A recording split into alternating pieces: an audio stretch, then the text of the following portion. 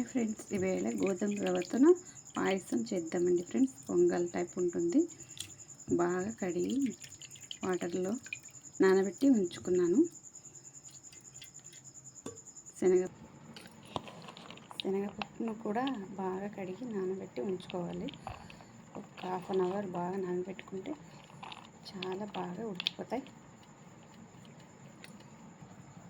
Water బాగా పొయ్యి మీద పెట్టుకొని బాగా మరిగిన తర్వాత శనగపప్పును వేసేస్తాను.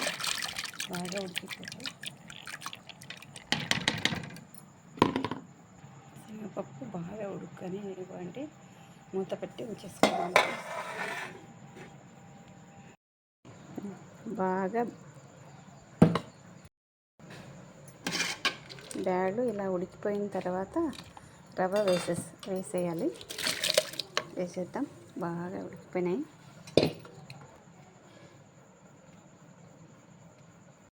ఇలా ఉడికిపోయిన తర్వాత బెల్లం వేసుకుందాం. యాలక్కులు కొద్దిగా దంచుకొని వేద్దామండి ఫ్లేవర్ కోసం.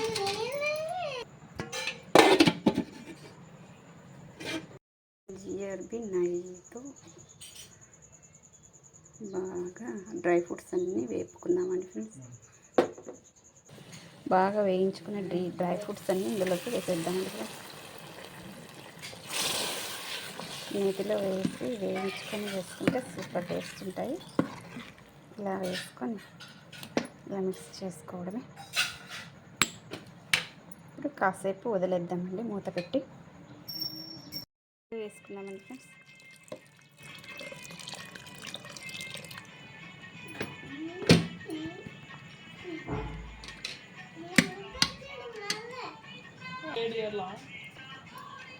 పాలు వేసి ఇలా మిక్స్ చేసుకోవాలి.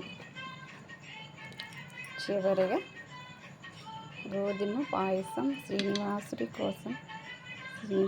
వారి కోసం రెడీ అయిపోయింది. స్వామివారి కోసం చేసిన పాయసం